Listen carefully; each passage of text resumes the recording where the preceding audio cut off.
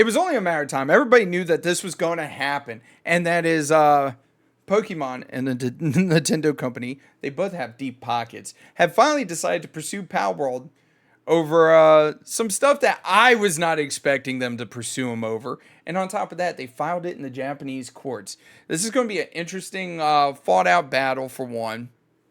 And two, I'm wondering what exactly they're trying to get at. That's Pokemon, that is. So let's get into this article by Variety. Let's talk a little bit about it, but let's go. Nintendo sues maker of Palworld, a game some have called Pokemon with guns. Which, I mean, it kind of is. You have a buddy that has a gun that yada, yada, yada. Anyways, Palworld, a survival strategy game, which 100% Palworld is, compared to Pokemon. Pokemon isn't a survival strategy game. Known as Pokemon with Guns, is targeted of a patent infringement lawsuit by Nintendo and the Pokemon Company. That's where I'm confused. There's nothing talking about, intellectual properties because now, granted, some of the models do look a lot like some of the character models from Pokemon. But they're not pursuing Pocket Pair over character models. They're pursuing Pocket Pair, aka Palworld, over patent infringement. The question I have is what patent did Pocket Pair infringe on? Because when it comes to games, guys, there's only so many different ways you can skin a deer. We'll just put it that way.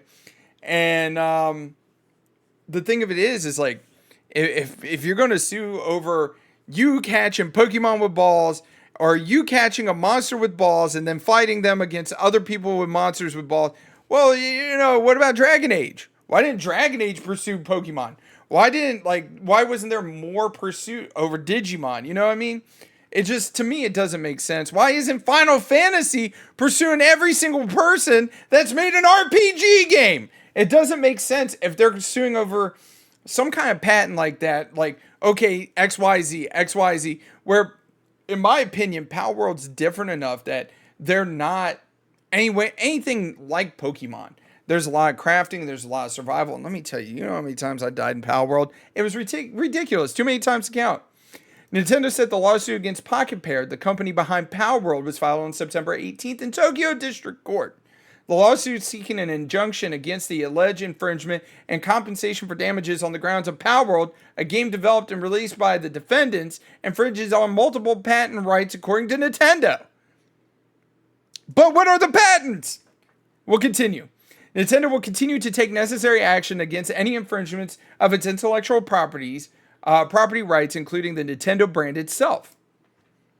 But this is something that not a lot of people know, is Nintendo is only part owner of Pokemon. They are not full owner. So that's why a lot of Pokemon games are basically Nintendo exclusives. They're part owner. So just because they're part owner, I don't think this is going to reflect any whatsoever when it comes to the Nintendo brand itself.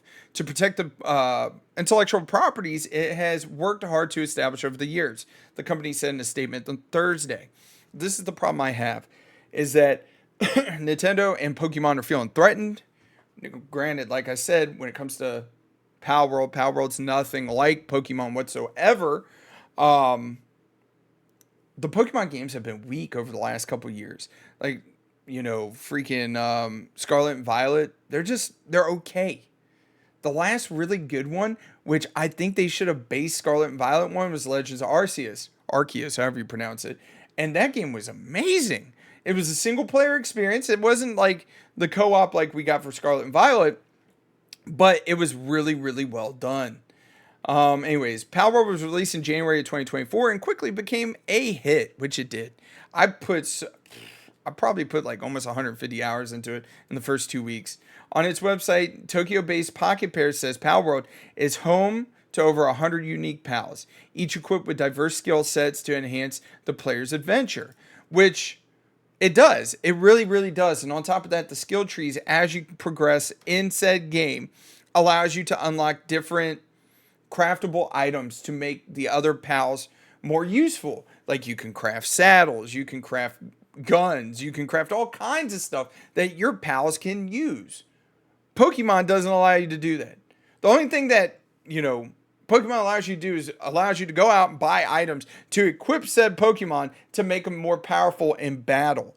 When it comes to Palworld, yeah, of course you use them for battle, but you also can use them to farm. You can use them to, harvest rocks, harvest trees, harvest whatever. So at the end of the day, in my opinion, Palworld is nothing like Pokemon.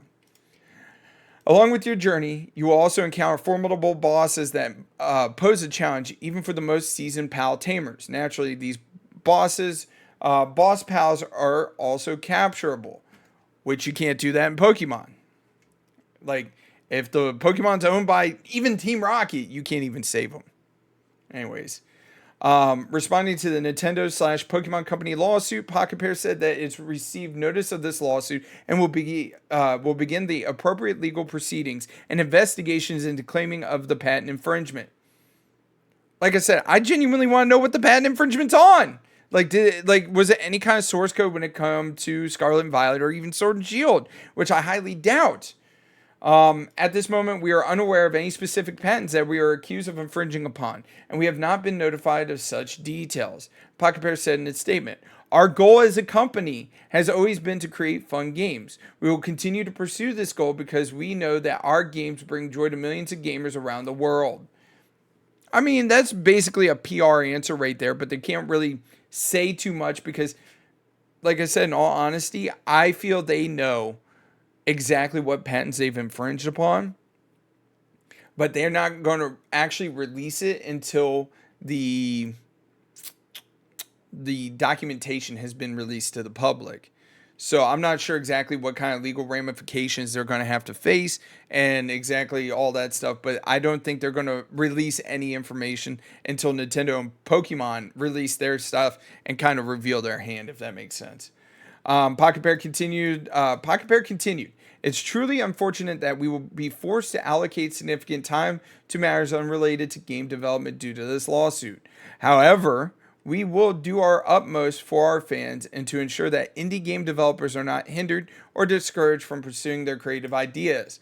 This is a very, very good statement, very well crafted statement, because Pocket Pair is still kind of an indie company. They're a much, much smaller company than the Pokemon Company or even Nintendo for that matter. But when it comes to being able to put out an indie game and not be afraid of the big boys in the pond is something to actually kind of tip your hat to and be like, hey, good on you. But the shitty thing is they're going to have to put money and allocate all kinds of stuff to really fight Nintendo in, Pokemon to ensure that they don't go under. There's one thing that they do have in their back pocket, and that is this. In July, Sony Music Entertainment Japan, an anime subsidiary of Aniplex, inked a deal with Pocket Pair to establish a new joint venture, Palworld Entertainment. Right there, you have some deep pockets that could potentially back you if you need to go to war with Pokemon and the Nintendo company.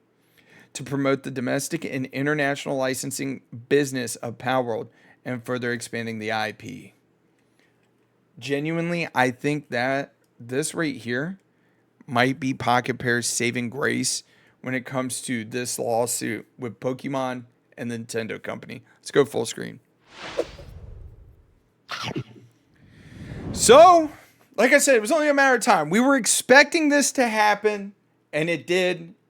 The only thing I think that's going to save Palworld and Pocket Pair is the fact that they got Sony in their back pocket.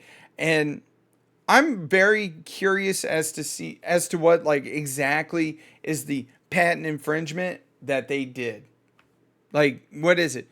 Now, I heard some people talk that they were using game engine from a different Nintendo universe, Zelda. We'll just throw that out there. In development of this game, which, I mean, okay. But we'll have to see how this ultimately, pans out over the next weeks, months, or even years. Because this could be something that takes years. Anyways, you guys, don't forget to mash that like button, comment, and subscribe. We're on our way to 10,000. I can't do it without you guys. You guys are awesome. Y'all take it easy. Have a great and wonderful day, and I'll catch you later.